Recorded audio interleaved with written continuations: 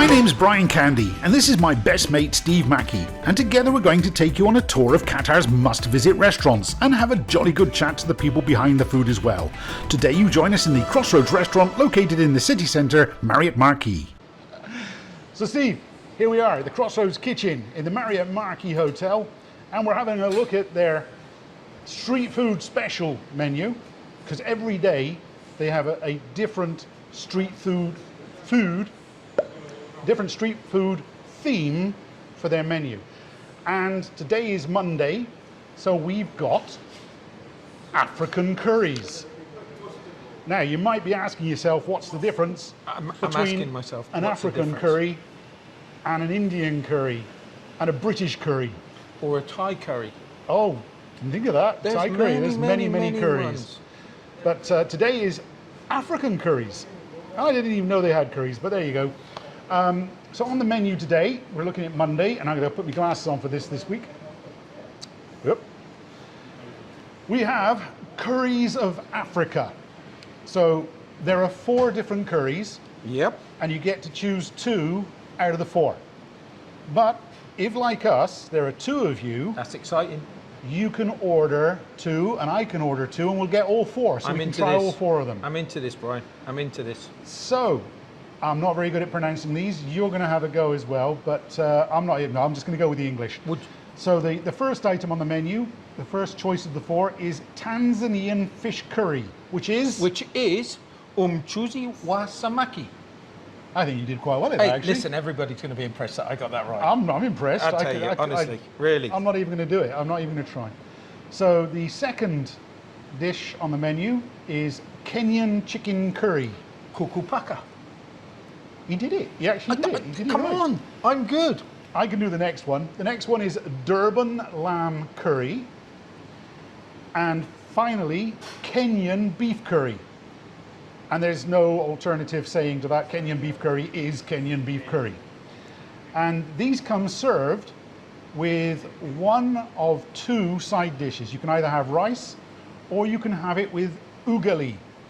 Ugali, which is cornmeal porridge. But I'm also told, once again, if you'd like to try both of them, they will do you a 50-50 split. So you can have 50% rice and 50% ugali, which is cornmeal porridge. We're going to try both of them as well. Have you ever tried cornmeal porridge, Brian? No. I'm imagining something very starchy, very gooey, very... As a chef, I don't know what we're going to get. I always think about normal porridge, and I'm thinking... Oats. I'm excited. Creamy, oats, sweet. Sweet? Well, mine is sweet. I've either got honey or sugar in it. So Steve, while we're waiting for our food to be cooked, what do you want to talk about? Brian, I've just noticed they've got a Monday lunch combo. I think that's super. Soup, West African okra soup. Ladies' fingers, people call it. Yeah. Okay, 325 calories. You've got a main course, Durban curry, beef curry, served with cornmeal porridge. Again, I can't wait for that one. And also the dessert is freshly sliced fruits. What do you think to that at 55 reals? For 55 bucks? Yeah. I would definitely give that a go. Unbelievable. I would definitely give that a go. Food's coming, Steve. My mouth is watering. You hungry? Well, I am hungry, yes. Oh, man, the smell.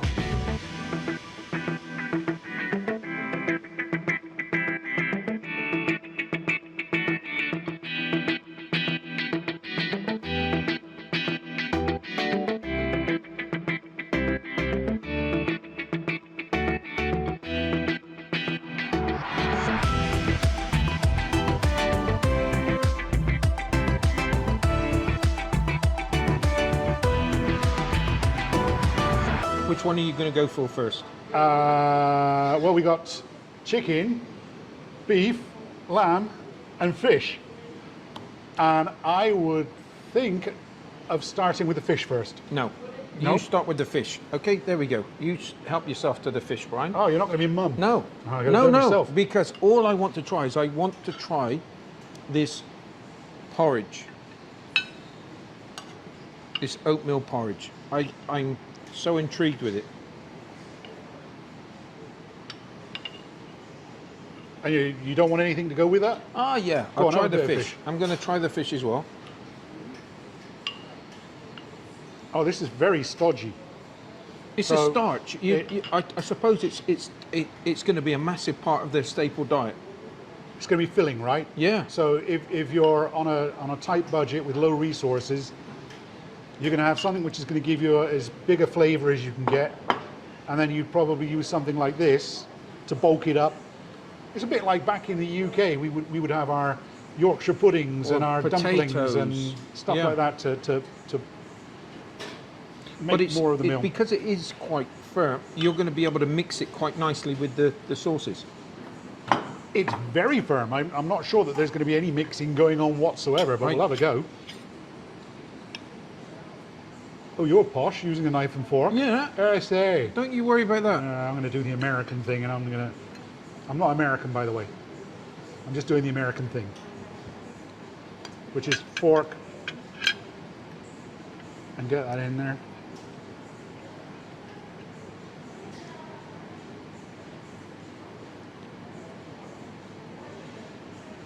So straight away, this is fish. Straight away, there's a bit of temperature there. So there's a little bit of heat. And it doesn't taste like any curry I've ever had before. And the fish is so delicate, but I can imagine it from a chefing perspective. Fish is so easy. If you overcook it, it falls to pieces. But this is quite firm, but it's delicate.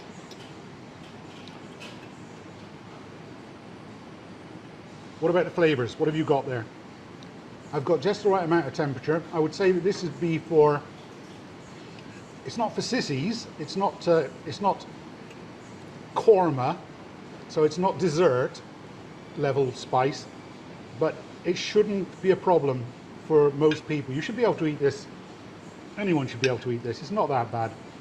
But you do notice a little bit of spice pretty much straight away. I didn't know whether I was the corn porridge, the cornmeal porridge. I didn't know whether I was going to and how it was going to blend with everything.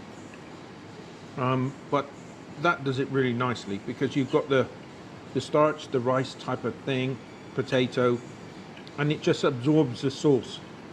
And then you've got the delicacy of the fish, which it really is delicate, but it seems to hold its shape, which is I'm I'm not sure there's much absorbing going on here. I think it's almost waterproof. It's so stodgy. But here's the thing. There's not much flavour to the porridge. The porridge seems to take on the flavour characteristics of the sauce that you're eating it with. So you are getting more food, all tasting the same.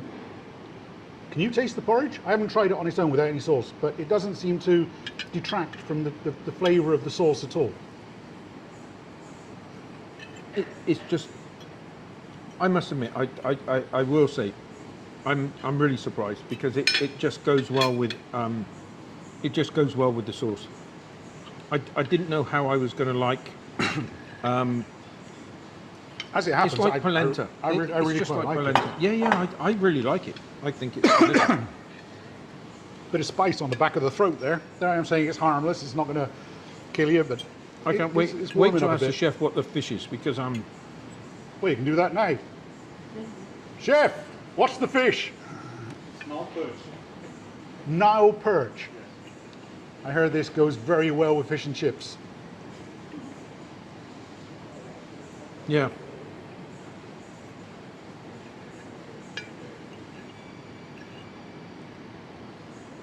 It's kind of there, but you wouldn't notice it. Look. I actually like the consistency, and we've got rice here, but I think I'm going to be going for the porridge more than I am for the rice. We might have to order some more. And the thing with it is, if you like fish, it's just got a really delicate taste. I know that you're saying it's quite warm, but it's medium. It's medium. Yeah, I know. It's not offensive. I like a lot of spice as it happens. but Now I'm going to move my. most people should be able to do this. I'm going to make. Oh, we'll ask the chef. What we'll do is we'll ask the chef and see how, because I'm quite intrigued to how he made that, and how he kept the fish so how he kept the fish all How it together. didn't turn into fish paste. Yeah, yeah. That's Because what when I try and do fish curry, exactly. I end up with You've fish paste. normally got to use a hard cod, for example, is a firm fish. You've got over here, which people use is a kingfish, and that stays together. That's what Indians use because it's a very firm fish, but it's not as delicate as that perch. Nile perch. Well, I've had it here as fish and chips, served as fish and chips, and it's very similar to cod in flakiness. What are we going for now, Brian? Well, I think we started on this side. Let's carry on this side. So it's lamb next. You want me? I will be. Go on, Mum. I Get will some on be the plate. today. And while you're doing that, Okay. I am going to inquire if we can have some more porridge. Because the porridge is going, I haven't touched the rice yet. I'm enjoying this porridge too much.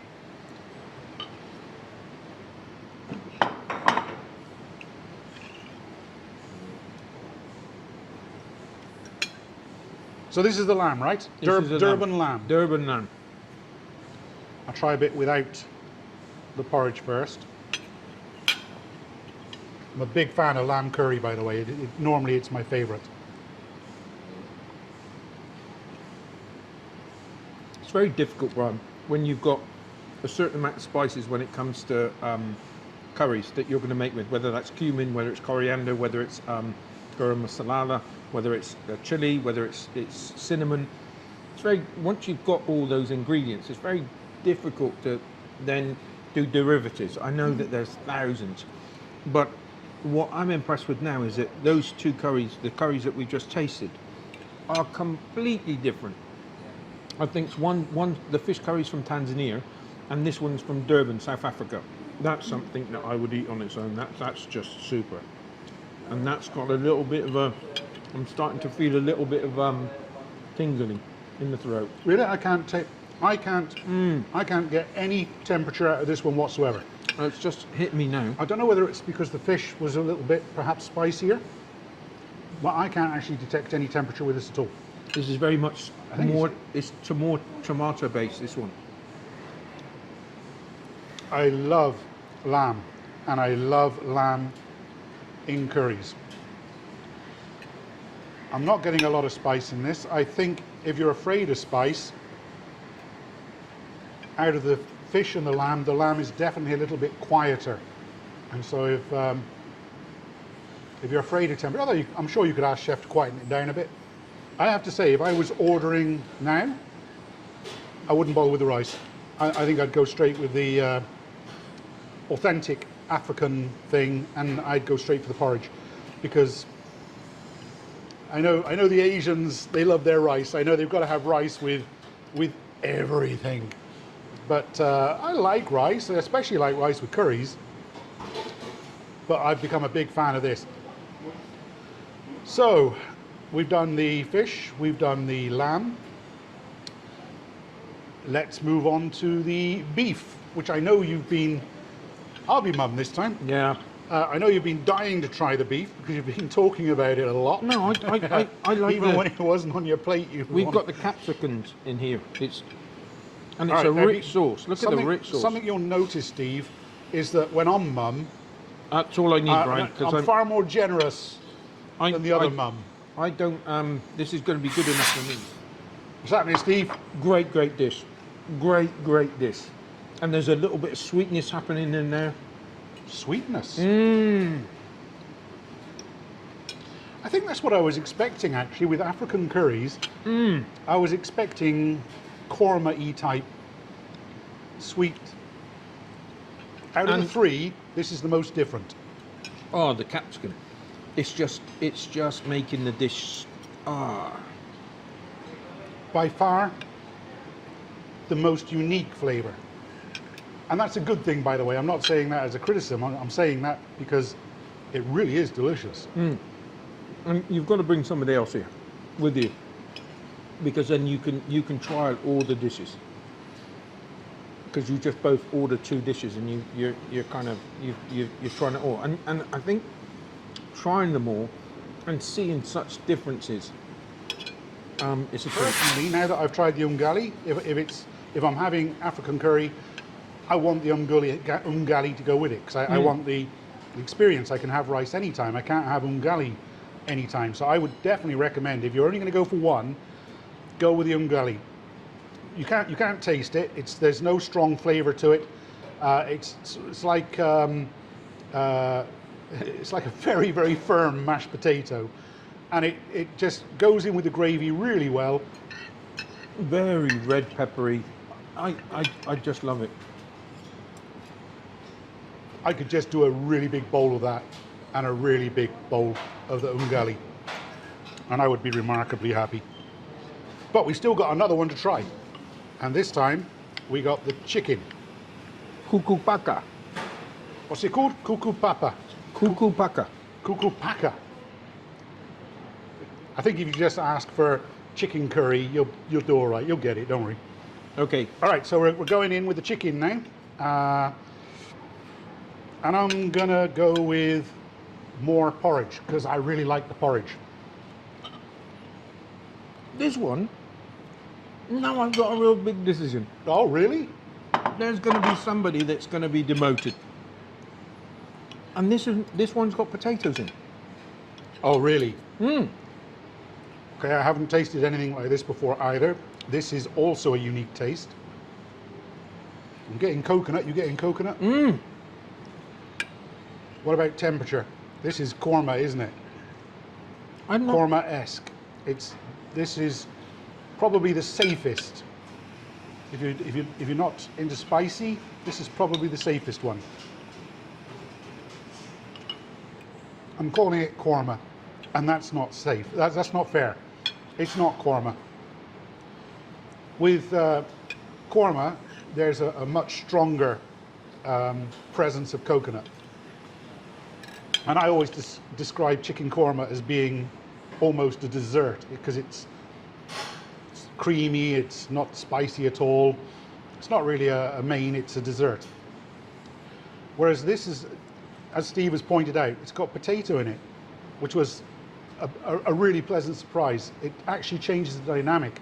And although I can taste coconut, it's not overpowering. It's just there in the background. A little bit of temperature. I can't detect the other spices, but I'm sure you're going to find out what they are later when you talk to Chef. So now you've tried all 4, Steve. And if I asked you to go with 2, where would you go?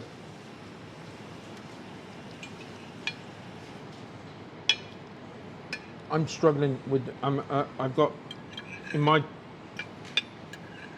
It's the 3. There's 3. Mm-hmm. You can only have 2, Steve. Then it's the chicken, this one, Yeah. and the fish. Really? Mm. You relegated the beef. Beef was good. Well, there you go. So we agree on 1. I would go with the chicken as well. And I would also go with the beef. And the reason that I would go with the chicken and the beef is that they are far more different to any other curries that I've tried from anywhere else. So, whereas the fish curry, you could serve me that and you could tell me that that comes from India or from Malaysia or from anywhere, and I would believe you. The delicious, by the way. The fish is delicious. The lamb, which is normally my favorite meat in curries, the lamb is a beautiful lamb curry. And if you like lamb curry, you're going to love this lamb curry. So I'm not choosing the chicken and the beef because they're better than the fish or the lamb. I'm choosing them because they are completely different to other curries that I've tried. There's something more African about it. delicious. So I would go with the chicken and the beef, with the umgali. I think we should have a chat with the chef Yeah, definitely. and find out what's gone on here exactly. Should we Brilliant. call him in? Yeah, yeah. Chef, come and join us. Andres, Yes, that was just incredible. thank you. Everybody's telling me not to use amazing again, so we're not going to use amazing. That was incredible. Well, look, we didn't like too many of them, Yeah. as you can tell. Yeah. We've ate everything. Everything we've ate. It was tremendous. When did you become a chef to learn all this?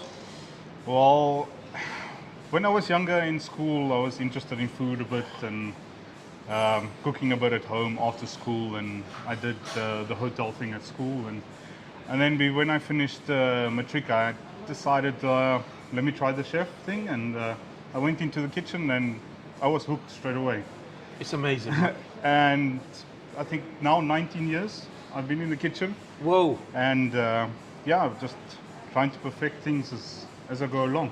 I've got to say that when somebody said to me we're going to do African curries, I was like, what do you mean African curries? Never heard of this before. Yeah.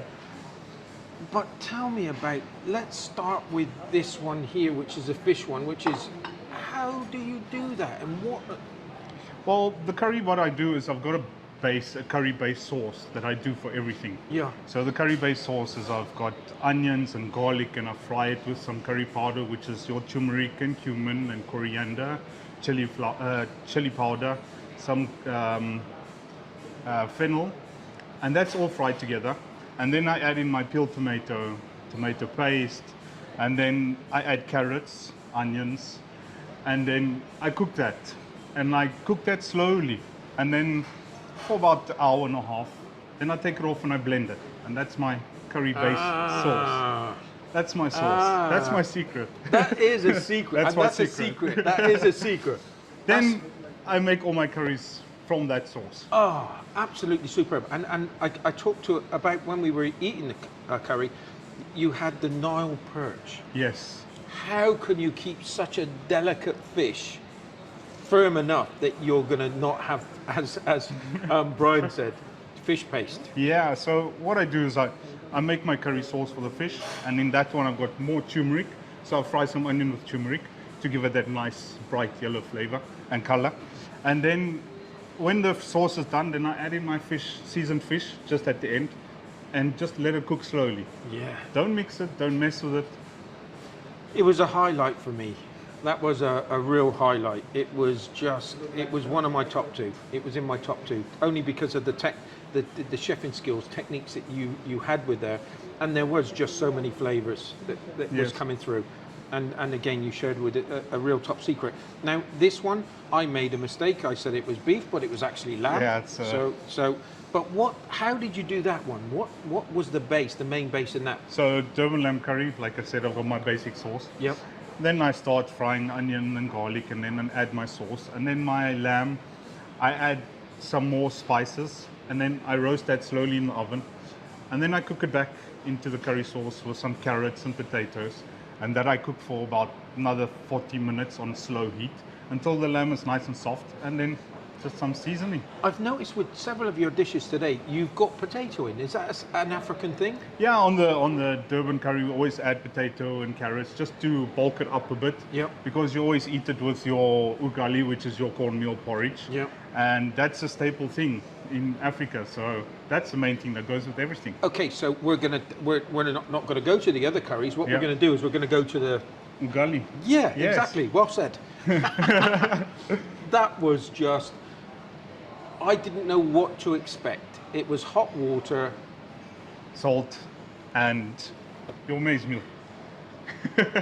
I thought that was going to be. I didn't know what to expect, but it actually was one of the first things that was. We ate it straight away. Yes, yes. And we would say that we wouldn't need the rice next time. We would just go with the. Yeah, the ugali is really, it's a staple thing in Africa and South Africa, and what it is you make that and it's plain, and all your sauces complement ugali. You're and exactly right. That's what it's for. Yeah, and it just blends and it just adds something. Yes. It was brilliant, and I've got to say to people, they've got to have that. Yes, it's The rice something is totally rice. different. Rice is rice, and Yes. which is a nice, lovely buttery taste. But that was just superb. Let's go on to it was in the top two. The beef curry. Oh my Yes. word! There was a sweetness to that. What was So that? I add in some cinnamon, that gives it a different Okay. taste to it, and the capsicum. If you fry up the capsicum, it brings out the sweetness, and a little bit of red onion, and that adds flavor into the beef. And if the red onion, that's going to give a bit of sweetness Yes, too. that's it. And so there was no sugar in there. No sugar. No sugar. No but sugar. it was. I'd say it had such a sweet taste. Yes. That was down to the capsicums. It was down to the onions, and Yes. it was That's it. And then just the curry sauce, and then add in my beef. The beef is also spiced, and then grilled, and then add it in, and then that's cooked slowly. That was. And I must admit, and we were getting to the chicken. We left the chicken till last, and this was in my top two, and then we tried the chicken. Yeah. Wow. That's another thing. So the chicken is kuku wapaka, which is actually means chicken in curry sauce. That is the meaning of it. So Right. Kenyan chicken curry. So the chicken I take and I flame grill the chicken, which gives you that charcoal flavor to the chicken. And then the curry sauce is made with coconut.